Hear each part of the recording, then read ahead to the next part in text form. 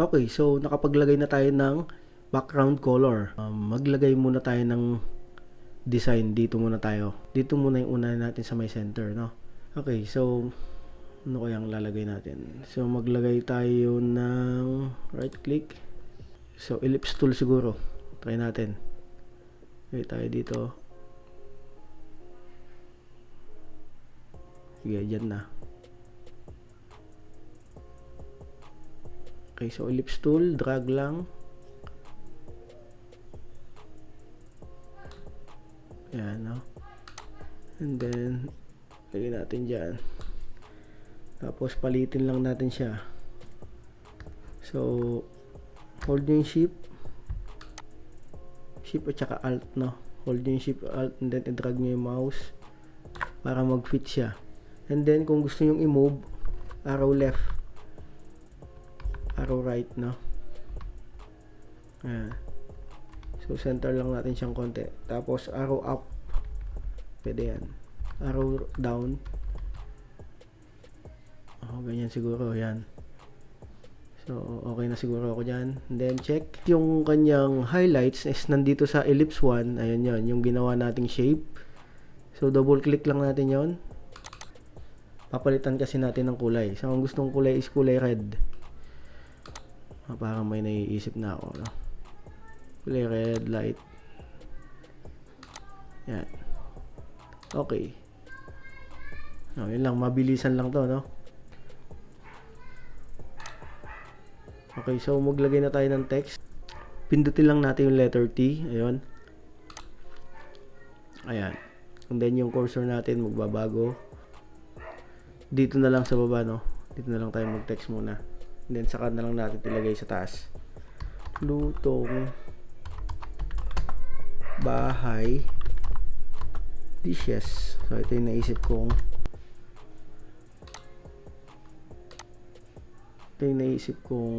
ilalagay dyan or ite-text. Lutong bahay dishes.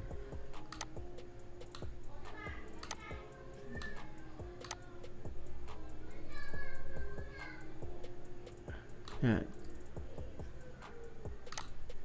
Okay. So, lutong bahay dishes. Yan. No? So, ito yung nilagay kong text. Yan na siya. So, pwede niyong palitin, pwede niyong palakihin. Parang gusto ko siyang i-move pa, no? Gusto ko pa siyang ayusin. So, gawin natin. Highlights natin yung click niyo yung background pag no? Pag yung i-highlights niyo siya.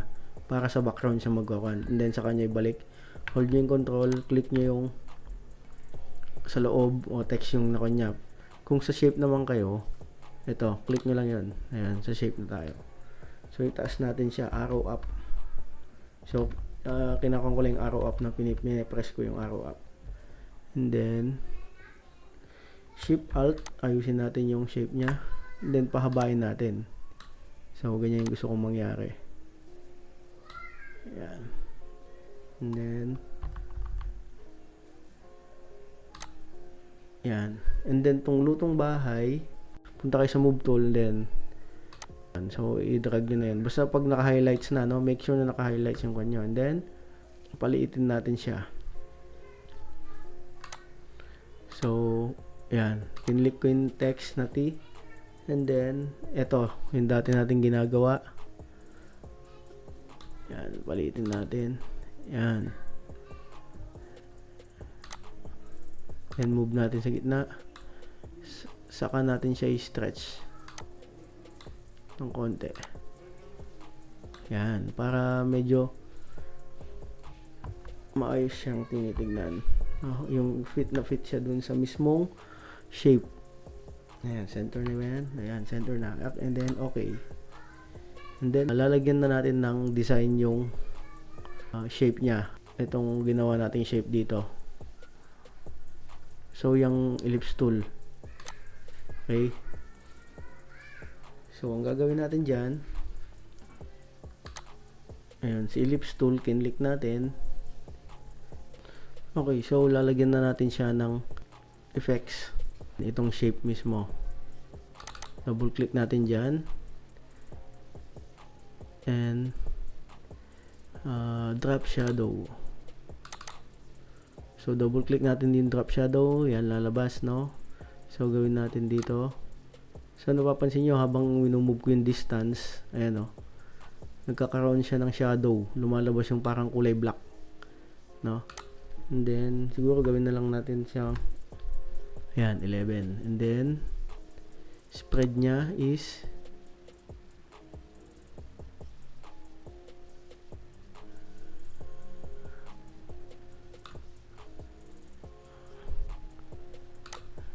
45 na lang, yan. And then next is 1 lang yan, size. So yung laki ng shadow niya, kasi pag pinalaki niya yan, ayan, lalaki, no? So 1 lang siguro, okay na yan.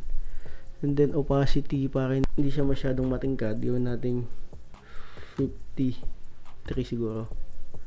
Ayan. So pag nilapitan natin yan, alt and then scroll, ayan, ayun yung itsura niya, no? Parang may shadow siya. Okay, so black na yung ginamit natin. Okay, so gusto ko dito maglalagay ako ng parang lining, no? So design, susubukan ko lang kung okay yung kalalabasan nung gagawin ko na susundan ninyo. Okay, so yun, para magkaroon kayo ng idea kung paano gumawa ng ganitong three-folded. Okay, so click ko yan, lalagay tayo ng another shape, rectangle naman tayo ngayon. Yan, okay lang kahit sumobra, no? So ang gagawin nyo dyan, ilagay nyo sa ibabaw. Ito siya, naka-highlight siya, di ba? Ilagay nyo siya sa ibabaw. So rectangle 3, tandaan nyo, rectangle 3 siya, no? So pag hina-highlights nyo yan, let's say for example, tinanggal nyo, nilagay mo sa background yung highlights. So pag hina-highlights nyo yan, move tool, and then hold nyo yung control, click, no? Pwede nyo siyang galawin, no? Ganun lang kasimple yan. Okay? So basta laging ganun, tiyaga-tiyaga lang kasi dito minsan sa Photoshop para talagang matututo ka. Okay? Panipisin natin ng konti. Pag in-highlights mo siya, hold mo yung control, and then click mo yan. Ayun, maha-highlights mo na siya. Okay? And then pwede mo na siyang papayatin. So gusto ko mas mapayat pa dyan. Yan. Okay. So next is maglalagay tayo ng kulay. Nalagyan na natin siya ng kulay. So ang gagawin natin, kung ano yung ginawa natin dito na two colors na combination, right click, blending option. So yun na siya, naka-highlights. Gradient overlay. So yun lang yung technique dyan sa kulay, yung dalawang combination. So gradient overlay, gray, naging gray siya. Pag kinlik natin yan, lalabas yan. So ang lagi lang natin pinapalitan dyan, ito at saka ito. Okay, so click mo yon, and then kung gusto mong kunin yung kulay nito, itapat mo lang yung cursor mo and then click. Yan na yung kulay niya, no? Kung gusto mo namang kunin yung kulay nito, tapat mo lang yon, ayan na yung magiging kulay niya. Okay, so nag-combination na siya. Ganun lang kasimple yung paglagay ng kulay, two colors. Ginagamit natin is gradient overlay, linear. Okay na sa akin yan, no? Yan, no? And then i-zoom natin, alt, scroll in sa mouse. Itapat lang natin kung ano yung one. Yan. So kahit sumobra yan, kasi parehas lang naman silang kulay. Pero pag blue yan, kunyari blue ang gusto nyo, syempre kailangan isakto nyo lang. Pero sakto yan, no? Pwede nyo isakto yan. Ayan, no? Ayan, sakto na siya, no? So kasi may lining na siya doon, no? Ayan, no? Yung lining niya yan. Ibig sabihin na naka-edge ka na doon sa mismong lining niya. Then check mo lang. Next is, gusto ko kasi isang border ulit dito. So sige, tawagin na lang nating border yan, dalawang border. Kasi yung gitna niyan, meron akong image na ilalagay, no? So alt, pindutin mo lang yung alt, and then hold mo yung mouse pababa, drag. Yan. So tapat mo. Okay. Gamitin mo na sa keyboard yung arrow left. Pwede yan. O yan, o, nagmo-move siya. O yun, siya na yun.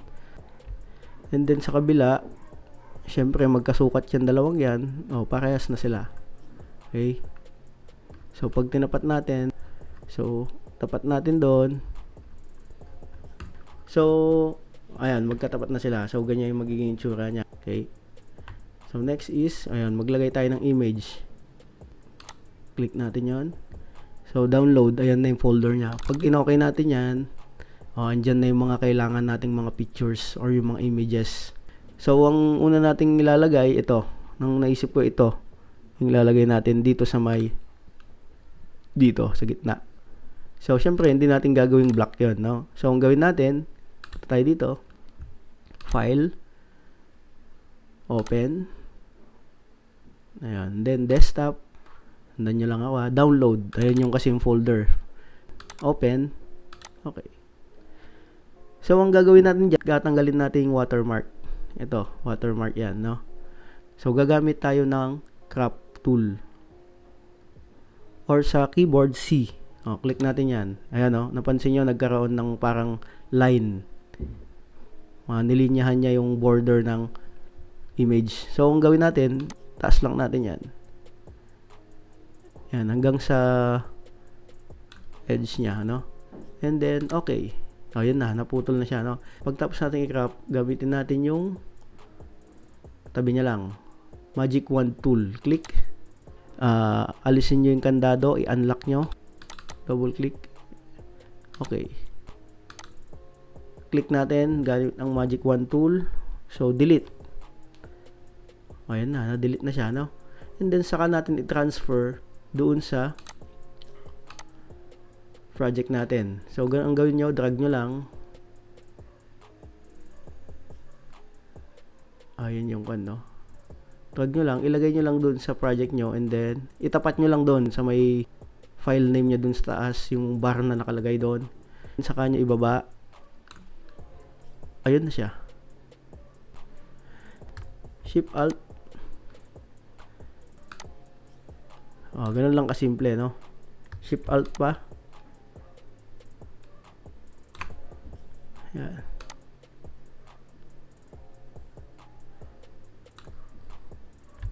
So, check. Move natin tong linya dito sa baba. Yan, pag ganyan, punta kayo sa background. Click nyo yan.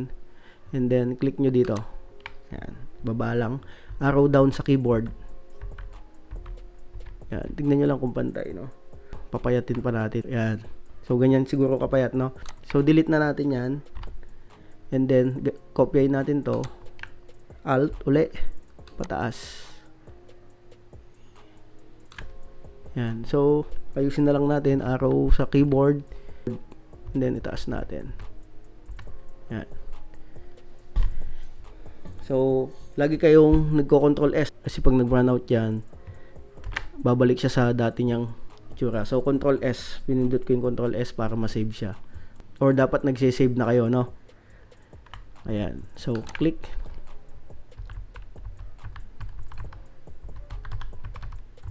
So, yan na.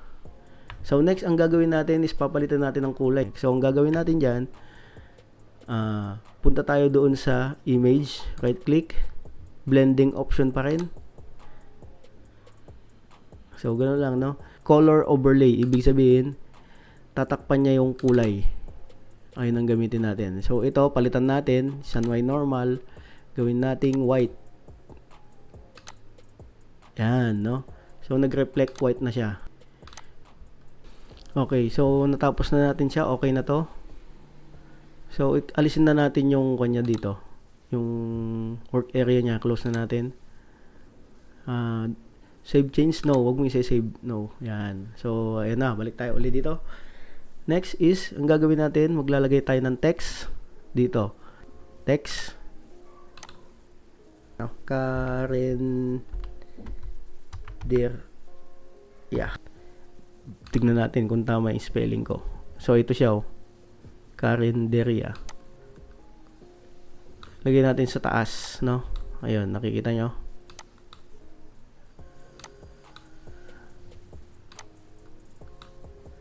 Babaw lang natin yan.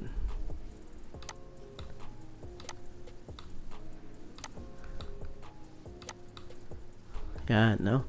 Ilapit natin. Move tool, and then saka natin siya nilagay dito sa gitna. So, parang may kulang. Balik tayo dito sa text. Natin yan. Lagyan natin ng parang double quote. Para naka-highlight siya. Okay. Palitan natin ng kulay. Dito na tayo sa text. Ayan.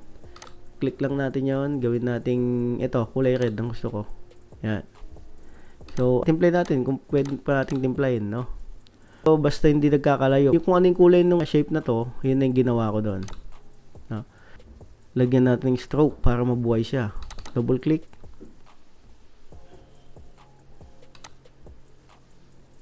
Siyempre, hindi yan black. Gawin nating white. Yan. Ayun, no? Okay. Tapos, palakihin natin siyang konti. Dito lang, no? Tapos, nasa text kayo. Yan, lagi yung tatandaan yan, no? Ayun, lalaki na siya. Oops, masyadong malaki. Hold natin yung mouse, pa-left naman. So, left-right yun, ha? Left. Left. Ay, masyadong maliit. Yan. Okay na siguro yan. Parang ganun din kalaki, no? And then, punta tayo sa move tool para may move natin siya. Okay? Yan. And then, parang may kulang. So, gamit tayo ng bending style ng text. So, paano tayo gumagamit ng ganon? Ito. Click natin yon. So, nakikita nyo yung T na yon. Kasi pag kinlik nyo yung letter T dito, may lumalabas dyan. Pero dapat naka-highlights lagi yan, ha? Click natin yan, may lalabas, no? None, ganyan. So, pipili tayo ng warp text. Ayan. Tapos, may style siya. So, ang gusto ko, yan, pwede kayong mamiling style yan. Ganyan. Ganyan. Okay lang, no? Ito. And then, gawin nating bawasan natin yung bend niya. Gawin nating